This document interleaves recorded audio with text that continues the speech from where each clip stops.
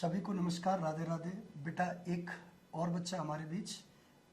देखो हमारा मेन उद्देश्य ये है कि किसी भी तरीके से अगर किसी की स्टोरी, जेन्युइन स्टोरी से अगर आपको कुछ बेनिफिट होता है, कुछ स्ट्रेटजी में बेनिफिट होता है, तो वो सारी चीज़ें आपको मतलब एडवांटेज करें, आपको बेनिफिट करें, उन सारी चीज़ों को ध्यान में रख के ही हमारे इंटरव्यू सेशंस चल रहे हैं।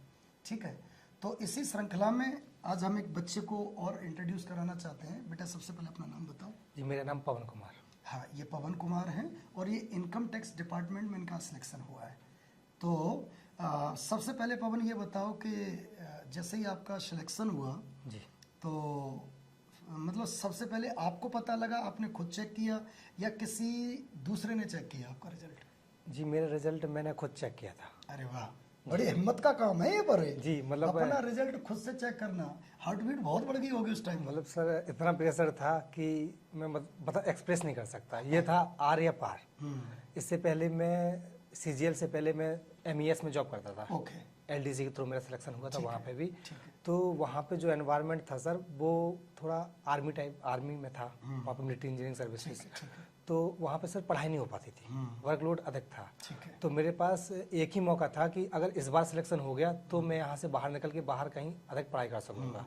तो जब मेरा रिजल्ट आया तो इतनी अधिक मतलब मुझे खुशी हुई कि हद से ज़्यादा खुशी हुई। ऊपर से जब मुझे पता चला मेरा सिलेक्शन इनकम टैक्स डिपार्टमेंट में हुआ है। इनकम टैक्स वालों से वैसे उनका आई कार्ड से ही लोग घबरा जाते हैं।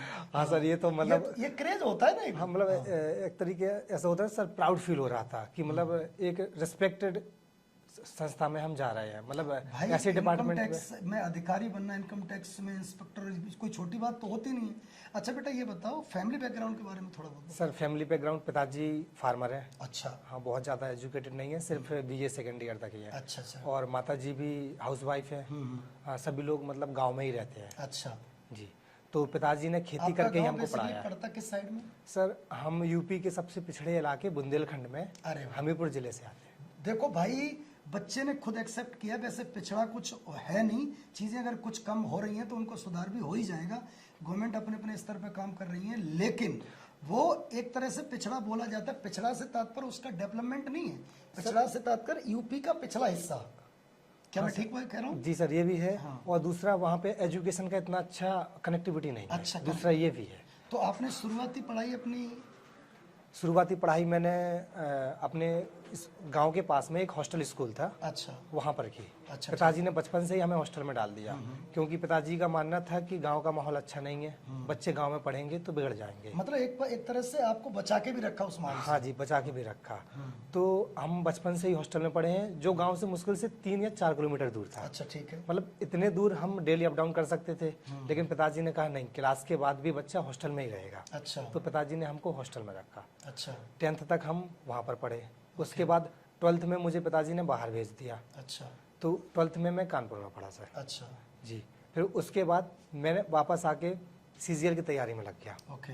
पिताजी ने सपोर्ट किया। अच्छा, सीजीएल की जब तैयारी की तो आप मुखर्जी नगर आए? जी सर। तो मुखर्जी नगर में कुछ टीचर पहले से पता था या मेरी क्लास में सीधे मिले? मेरा आपका इंटरेक्शन पहली बार कैसे हुआ आपका? सर मुझे यहाँ मुखर्जी नगर में कुछ पता नहीं था। अच्छा। मैं तो यहाँ पे आया, कुछ लोगों से ऐसे ही रैंडमली कोई भी इंसान मिल गया, मैंने उससे पूछ लिया कौन से टीचर कैसे हैं। तो वहाँ पे एक लड़के ने आपका नाम बता दिया, तो सर मैं आपकी क्लास में आ गया। अच्छा, फिर जब ऐसे मेरा आपसे इंट्रोडक्शन हो गया। अच्छा, जब आप मेरी क्लास में आ गए तो आपने कुछ एक्सपेक्टेशन लेके आए होंगे? जी सर। कि जैसे एकेडमिक हम पढ़ते रहते हैं। जी जी। ठीक है, तो जब आप क्लास में आए तो वो एक्सपेक्टेशन आपकी पूरी हुई, फुलफिल होती हुई दिखी? मतलब कुछ फील हुआ, अच्छा लगा कुछ आगे? हाँ जी सर, कि मतलब जैसे हम कानपुर में भी पढ़ रहे थे। जी। ठीक है, अब कानपुर से हम सीधे मुखर्जी नगर दिल्ली में आए, क्योंकि क्रेज होता है कि मुखर्जी नगर में जाके पढ़ेंगे, वो बहुत अच्छे टीचर होते हैं। जी सर, नहीं, कानपुर के बाद मेरा 1 साल का ड्रॉप था। अच्छा, ठीक है। जी सर, मैं उरई वापस चला गया था, मतलब जो मेरा होम टाउन था मैं वहाँ गया। तो मेरा 1 साल का पूरा लॉस हो गया था। तो सर 1 साल में मतलब मैं एक तरीके से सब कुछ भूल गया था। ओके। फिर उसके बाद जब मैं मुखर्जी नगर आया तो मैं आपसे मैथ पढ़ा। तो ये सब भूले हुए मुझे ही क्यों मिलते हैं यार? सबको खींच के मुझे ही ले जाना पड़ता है। अच्छा। तो सर आपने जो पढ़ाया ना, तो एक होता है जब 11th और 12th में पढ़ते थे तो सर मैथ बहुत भारी सी लगती थी। अच्छा। कि मतलब कौन सा सब्जेक्ट ले लिया। माना कि किस्मत से या तुक्का से मेरे थोड़े बहुत नंबर आ गए थे। अच्छा अच्छा। हाँ, लेकिन उसके बाद मैं जब आपके यहाँ आया तो आपने बेसिक विद कॉन्सेप्ट पढ़ाया हाँ। चीज को, मतलब जिस तरीके से आपने जो पढ़ाया ना, तो मतलब मैथ पढ़ने में फील आता था अच्छा। कि हाँ कुछ चीज पढ़ रहे हैं, कॉन्सेप्ट। मतलब आप पेड़ की जड़ पे वार करते थे। हाँ। मतलब जिस प्रॉब्लम है जड़ से समस्या मतलब खत्म होनी चाहिए। थोड़ा टाइम उसमें लगता है, उसमें मेरे टाइम साथ लगता होता है क्या लेकिन कि मजा आता है। हाँ, सामान्य बैच जैसे देखा जाए तो 6 महीने में पूरा हो जाता है, लेकिन मैं 1 महीने एक्स्ट्रा मेरा खिंचता था जी। उसका कारण ये था कि मैं जो पढ़ाऊं वो ऐसा पढ़ाऊं कि वो टिक जाए बच्चे के जी दिमाग सर। में, मुझे फॉर्मेलिटी नहीं करनी बिल्कुल जी भी। सर, मेरा एक फ्रेंड था, वो मैथ बहुत पढ़ता था, वो सवाल देखा उसको रटा और सॉल्व शुरू कर दिया। हाँ वो तरीके से मतलब जैसे रट्टाफिकेशन हाँ। वो करता था, और मैं उसके साथ रहता था, मेरा रूममेट था। हाँ। तो उसके कभी मार्क्स नहीं आते थे। अच्छा। वो मुझसे बेट लगाता था कि पवन तू मुझसे बेट लगा ले, मैं तुझसे ज्यादा नंबर ले आऊंगा। हाँ। मैंने लगा ले भाई, तेरे नहीं आएंगे नंबर, मुझे पता है क्योंकि उसका मुझे पैटर्न पता था वो कैसे पढ़ता है। अच्छा, तो तो उसको मतलब नॉलेज थी, लेकिन वो हाँ सर, वो बहुत हार्ड वर्किंग था सर। मतलब कैसे अप्लाई करना है वो, मतलब एग्जीक्यूशन सही नहीं कर रहा। जी सर, वो बहुत हार्ड वर्किंग था, मुझसे ज़्यादा मेहनत करता था। फिर मैंने उसको बताया। अच्छा। मैंने कहा जो तुम पढ़ते हो वो थोड़ा तरीका गलत है। मैंने कहा आप पहले उसके कॉन्सेप्ट को समझने की कोशिश करिए ना। जैसे कोई आप सवाल लगा रहे हो तो आखिरकार वो तरीका क्यों फॉलो कर रहे हो, कभी ये तो जानने की कोशिश करो। मतलब आपने शॉर्टकट पढ़ लिया लेकिन वो तरीका क्यों लगा रहे हो आपको नहीं है पता। तो जो टीचर जैसे ज़्यादा शॉर्टकट पढ़ाते हैं ना, वो जितने हेल्पफुल होते हैं उतने खतरनाक भी होते हैं सर। आपको तब तो बड़ा मजा आता पढ़ते टाइम, वाह क्या ट्रैक है, मजा आ गया। लेकिन 4 दिन बाद खुद के नोट देखोगे, ये क्या लिखा है मैंने, अच्छा। मुझे खुद नहीं पता मैंने क्या लिखा है। हाँ, ये सीन वो होता है चीज सर। लैग कर जाती है। हाँ सर, तो कॉन्सेप्ट बताना जो आप बताते थे वो बहुत अच्छा था सर। अच्छा बेटा, एक बात बताओ कि मैं सामान्यतः बताऊं, इस साल से मैंने इंटरव्यू लेना स्टार्ट किया है। अच्छा और मैं पढ़ा तो 2011 से कंटिन्यू रहा ही हूँ। जी सर। मुझे 12 साल टीचिंग करते हुए मुखर्जी नगर में, और लेकिन मैं इस तरह की चीज़ों में नहीं रहा। मुझे ये रहता कि अपना पढ़ाया, उसमें क्या बच्चे को किसी को बताना, बच्चे सिलेक्शन लेंगे। लेकिन इस साल से मैं जितने मेरे बच्चे हैं जी। जो अभी सेलेक्ट हुए हैं उन सबका मैं इंटरव्यू ऑर्गेनाइज कर रहा हूँ। जी उसी श्रृंखला में आप भी आए हो। जी सर। तो पहले इन सब चीज़ों से बचता था, सोशल मीडिया इतनी ज़्यादा फैल चुकी है जी। तो मुझे लगा कि अब मैं भी अपने आप को थोड़ा इस मैटर में जवान कर ही लेता हूँ। अच्छा बेटा, एक बात बताओ मुझे, जी सर। डिमोटिवेट होते थे? सर होता था, फ्रेंड सर्कल लेकिन इतना अच्छा था, डिमोटिवेट हो वो 4 गाली सुना के मोटिवेट कर देते थे। ये भाई बहुत कमाल की बात कही है। एक्चुअली में फ्रेंड का मतलब यही है जी, कि जब आप परेशान हो और आपके खींच के और परेशानी पैदा करे, उसी को दोस्त कहते हैं। भाई देखा बच्चे का कितना गजब जवाब, इससे ईमानदार जवाब हो नहीं सकता। अच्छा बताइए, डिमोटिवेट हो गए, जी सर। डिप्रेस फील कर रहे हो, जी। मन में ये चल रहा है कि पता नहीं होगा कि नहीं होगा, जी जी। तो उस वक्त आपका रहता है कि फ्रेंड के बीच बैठ जाओ जी सर। और उनको अपनी बातें बताओ। जी सर। हाँ। तो फ्रेंड जो होते हैं ना सर, वो पॉजिटिव एनर्जी से भरे होते हैं। हाँ, अरे वाह, कमाल सर कमाल। आप उनके साथ बैठोगे ना तो सारी टेंशन है सब कुछ भूल जाओगे सर। तो डिप्रेशन में वही तो करना होता है सर। बेटा जिस पॉइंट पे हम ज्यादा सोच रहे हैं तो वो चीजें भूलनी होती हैं हमें। मतलब सर टेंशन इतनी लो कि काम हो जाए, इतनी मत लो कि काम तमाम हो जाए। तो मैं कह रहा था कि जैसे दोस्ती है, किसी से आपकी दोस्ती हुई हाँ और सर। दोस्ती हुई तो उससे मैं, दोस्ती होना मतलब बहुत गुनाह नहीं है, बहुत अच्छी चीज़ है। दोस्ती हुई तो मतलब उसका कुछ कॉन्सिक्वेंस मतलब पॉजिटिव रहे या कुछ परेशानियां पैदा हुई या क्या है, कोई सीन है तो बता दो। सर मेरी दोस्ती हुई लेकिन देखो भाई, होती सबकी है, ये सब उल्लू बनाते हैं, कहते हैं हुई किसी, नंबर सबका आना है, लग गया इसका भी नंबर। हाँ, बता लेकिन सर उसका रिजल्ट पॉजिटिव वे में रहा। क्योंकि सर जब मैं पढ़ाई करता था और उससे मेरी दोस्ती थी तो मैं ये सोच के पढ़ाई करता था कि अगर मैंने पढ़ाई नहीं की तो वो किसी और की हो जाएगी।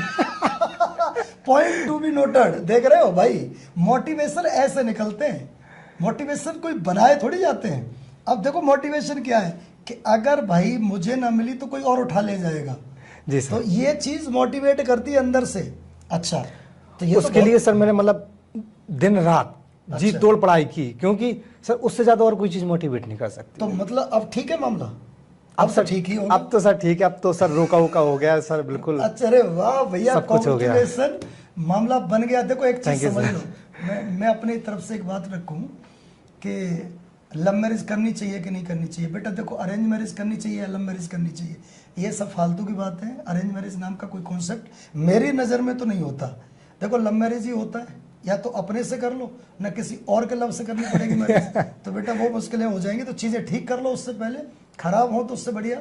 अच्छा, और बताओ कुछ, कि आगे कुछ प्लान है अब जीवन में और कुछ करने का, सर या इनकम टैक्स में रेड पर रेड ही मारनी है? अरे नहीं सर ऐसा नहीं है सर। अब तो पहले तो यही था कि आगे एसएससी निकल जाए, उसके बाद दूसरा था अपना प्यार मिल जाए। और दोनों मिल गए? हाँ, ये दोनों मिल गए हैं। तो अब मेरा प्यार भी ऐसा है, वो सपोर्ट करता है मुझे पढ़ाई में। अच्छा। हाँ, तो अब सोच रहा हूँ कि आगे पीसीएस वगैरह अच्छा, के एग्जाम देखने हैं सर। मतलब ये तो बहुत बढ़िया है। मेरी बेस्ट ऑफ लक आपके साथ हैं जी, थैंक यू। आप इन चीज़ों को करो, और जहाँ भी हमारी मदद पड़ेगी ना पवन बेटा, बिल्कुल कहो हमसे। जी सर। ठीक है, क्योंकि हम हमेशा प्रोफेशनल काम करने की कोशिश करते ही नहीं, क्योंकि बच्चों के बीच में हम टीचर हैं भाई, बच्चों के बीच में घुस जाते हैं कि भाई आप हमें अपनी परेशानी, जो हमसे मदद बन पड़ेगी वो करेंगे। और ये कोशिश हमारी लगातार रही है पिछले 12 साल से, तो मैं अपने आप को नोटिस करता हूँ। अच्छा बेटा, ये बताओ कि अब प्यार भी मिल गया आपको, ठीक है, नौकरी भी मिल गई। अच्छा, आगे आपने पीसीएस की तैयारी करनी है, ठीक है, तो बहुत बढ़िया, इसमें तो कोई समस्या है भी नहीं सर। लेकिन जैसे होता क्या है कि जैसे समाज के लिए हम क्या कर रहे हैं, कई बार ऐसा होता है कि जैसे हम सेलेक्ट हो गए, हम अपने गांव में। अच्छा, आप गांव में, अपने गांव में आपसे पहले भी कोई सीजीएल में हुआ है, आप पहले हैं? सर मैं पहला हूँ। अरे देखो भाई, पूरा गांव का नक्शा बदल दिया भाई। सर सेंट्रल गवर्नमेंट में मैं पहला हूँ। सेंट्रल गवर्नमेंट में भी पहला बच्चा है गांव का, मतलब ये समझ लो कि गद गद हो जाता है, ऐसा लगता है कि क्या ही कर दें बच्चों के लिए। अब तो सर सीन ऐसा है कि जैसे कभी गांव में पुलिस वाले आते हैं ना, तो किसी को भी पकड़ के इधर आ, मतलब, तो पापा को भी 1-2 बार ऐसा हो गया कि इधर आइए और ये जवाब दीजिए। तो पापा ना ऐसे मत, तो चौड़ में कहते हैं कि अब ना एक बोर्ड लगवाना पड़ेगा घर के बाहर, तो मेरा बच्चा इनकम टैक्स पवन अधिकारी कुमार है। आयकर विभाग तो थोड़ा जलवा हो गया। अरे भाई, अच्छा एक बात बताओ, जलवे से याद आया, तो मैंने पापा को तो बेटा, वैसे मना हम तो किया रेड कि ये मारो मत किसी करिए। तरह क्या? नहीं नहीं सर इतना आसान नहीं होता सर रेड मारना। अरे बेटा, एक्चुअली क्या है कि वैसे तो हम पर कुछ है भी नहीं, इतना नॉर्मल सा लाइफ है। वैसे मैं कोशिश कर रहा हूँ कन्विंस करने की सर तो मैं तो यही कहूँगा कि चीज़ें ठीक हो जाएं, अब हो भी गई हैं काफ़ी हद तक।